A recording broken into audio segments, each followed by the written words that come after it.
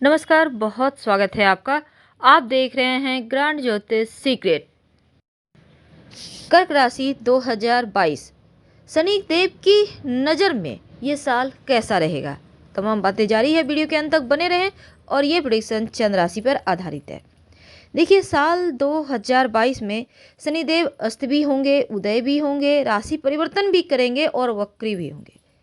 तो चलिए जानते हैं। सबसे पहले तो 19 जनवरी 2022 बुधवार को शनिदेव अस्त हो जाएंगे और 21 फरवरी 2022 को उदय हो जाएंगे।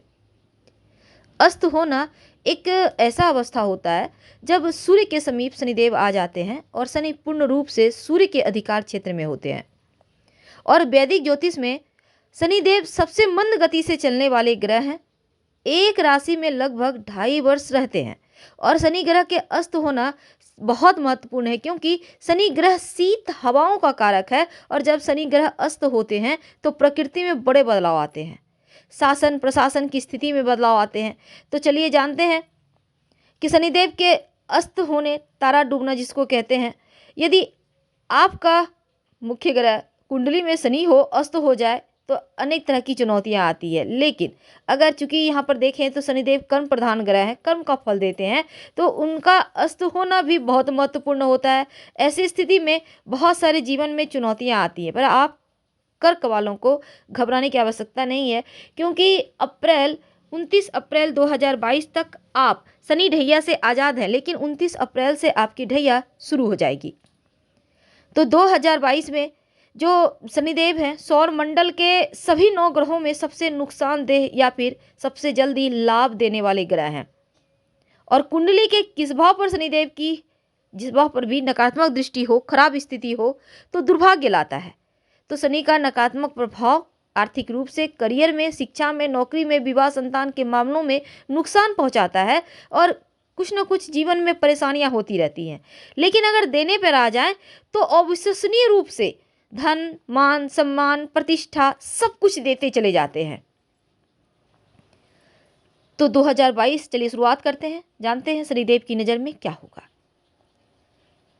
कर्क वालों, आपके सप्तम और अष्टम भाव के स्वामी है शनिदेव, और वैदिक ज्योतिष में शनिदेव 2022 में अधिकांश समय आपके, देखिए 29 अप्रैल से 12 जुलाई तक आपके सप्तम भाव और अष्टम भाव में गोचर करेंगे। यहाँ पर अष्टम भाव में रहेंगे, इसके पहले वो सप्तम भाव में है।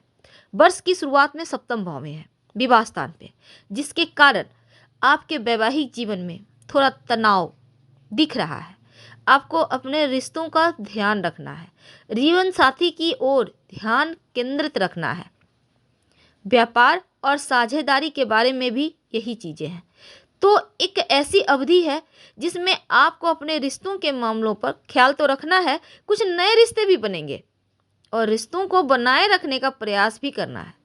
ऐसे में आपके संबंधों में आपके अहंकार के कारण कलह आ सकता है, तो अहंकार पर, वाणी पर कंट्रोल रखें। आपके लव लाइफ हो या फिर वैवाहिक जीवन, दोनों ही रिश्ते को संभाल कर चले। 2022 में जो लोग जॉब कर रहे हैं उनको थोड़ी बहुत बाधाएं हैं, क्योंकि आपके अंदर जो गुण है, जो प्रदर्शन का भाव है, जो प्रभावी ढंग है, उसको आप सही तरीके से प्रदर्शन नहीं कर पाएंगे। लेकिन अधिक कार्यभार के कारण अधिक समय तक काम भी करना पड़ सकता है।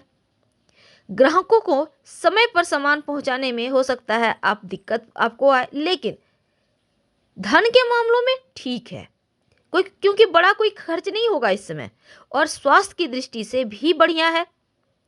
तो स्वास्थ्य के प्रति थोड़ा सावधान भी रहना है। अब जो लोग 50+ हैं उनको थोड़ा ध्यान रखना है, क्योंकि अधिक उम्र वाले लोगों को पुरानी स्वास्थ्य समस्याओं से 2-4 बार सामना होगा, तो इसके लिए तैयार रहें।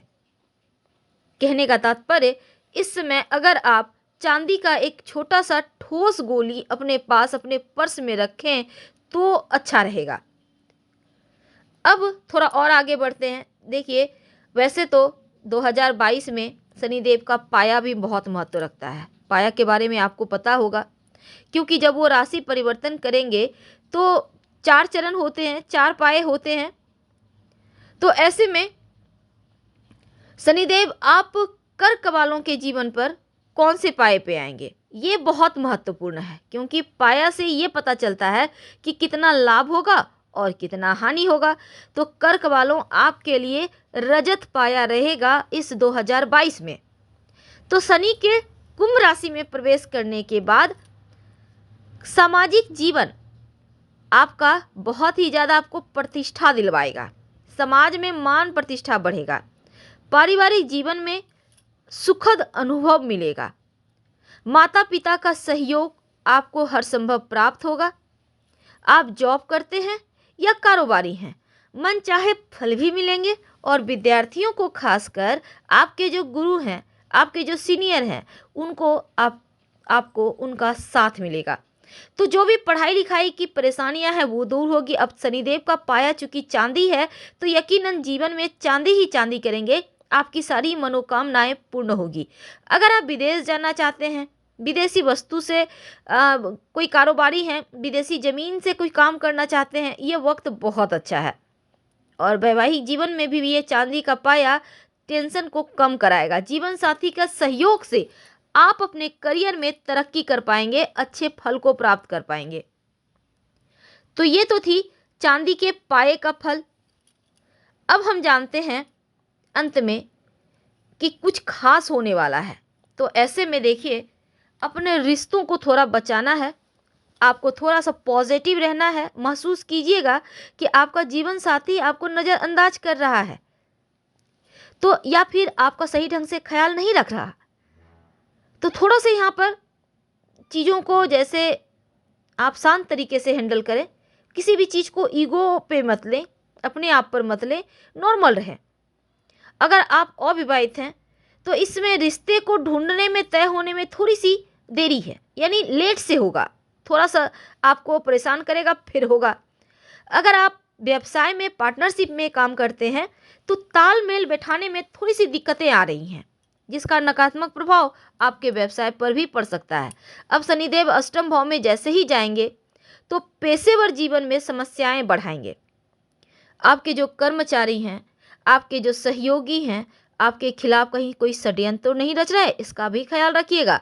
आपको लगेगा आप अकेले हो गए हैं, भटक गए हैं, आप तनाव में हैं, आपकी हर योजना विफल हो रही है, तो इनसे आपको बचना है। पर्सनल लाइफ में आपके और आपके पार्टनर के या जीवन साथी के बीच मित्रों या रिश्तेदारों की वजह से गलतफहमी हो सकती है, तो रिश्तों को संभालें, ये बहुत आवश्यक है। आपके ऊपर ढैया भी शुरू हो रही है, क्या करेंगे? शनिवार के दिन गरीब व्यक्तियों को खाने पीने की वस्तु का दान करें, लाभ होगा। आप चाहें तो गरीब लोगों को चप्पल, काले कपड़े का भी दान कर सकते हैं, पर शनिवार के दिन। वैसे भी ढैया चल रहा है, रोज शाम में ओम संग शनिश्चराय का नमः का जप करें। अगर जैसे कि माता पिता के जीवन में थोड़ी सी परेशानी है, थोड़ा सा वैवाहिक जीवन को संभालना है, थोड़ा संतान के ऊपर ध्यान देना है, तो ऐसे में अगर लगे कि कष्ट ज़्यादा है, आप अकेलापन बहुत महसूस कर रहे हैं, बहुत ज़्यादा जीवन में उलझने बढ़ गई है, क्योंकि आपको तो पता है कि ढैया जो होता है ना, वो थोड़ा सा जीवन में टेंशन देता है। जैसे कि ढैया के लक्षण भी बहुत सारे होते हैं, किसी गरीब व्यक्ति से वाद विवाद हो जाना, संपत्ति प्रॉपर्टी के मामले में फंस जाना, अनैतिक संबंध के शिकार हो जाना, या फिर कोर्ट कचहरी के चक्कर में फंसना, पदोन्नति में बाधाएं होना, कर्ज परेशान करना, बुरी आदतों की लत लग जाना, ये सभी चीज़ें ढैया के लक्षण हैं। लेकिन आप चाहते हैं कि ढैया के प्रभाव कम हो जाए, तो आपको प्रयोग तो करना होगा। और साथ ही आप शुक्रवार की रात में पानी ले लें एक पात्र में, उसमें 1 चुटकी काला तिल डाल दें, और इसको आप शनिवार के दिन लाकर पीपल के पेड़ के नीचे डाल दें, इससे भी आपको लाभ होगा। वैसे तो इस दिन आप ओम संग शनिश्चराय नमः का भी जप कर सकते हैं, और चिड़ियों को दाना पानी डाल सकते हैं। जीवन में संघर्ष बढ़ा देता है चूँकि, तो गलत कार्य से बचना चाहिए। और शनिवार के दिन भोजन में काली मिर्च का प्रयोग या काले नमक का प्रयोग जरूर कीजिए, इससे भी लाभ होगा। और जहाँ तक संभव हो मांस मदिरा का प्रयोग कम करें, और शनिवार के दिन तो बिल्कुल भी ना करें। तो हम आपसे विदा लेते हैं। जानकारी अच्छी लगे तो लाइक कर सब्सक्राइब करें। हर हर महादेव, धन्यवाद। और अंत में आपके लिए एक ज़रूरी सूचना, हमने अपना नया वेबसाइट लॉन्च किया है। पूजा पाठ, ग्रह पीड़ा, वास्तु, राशिफल, तमाम जानकारी के लिए आप हमारे वेबसाइट पर जरूर आइए और साथ ही अपनी राय भी रखिएगा। आपका स्वागत है। डिस्क्रिप्शन और कमेंट में आपको वेबसाइट का लिंक मिल जाएगा और गूगल पर भी आप हमारे वेबसाइट granddharmasarmark.com सर्च कर सकते हैं। तो हम फिर मिलेंगे। धन्यवाद।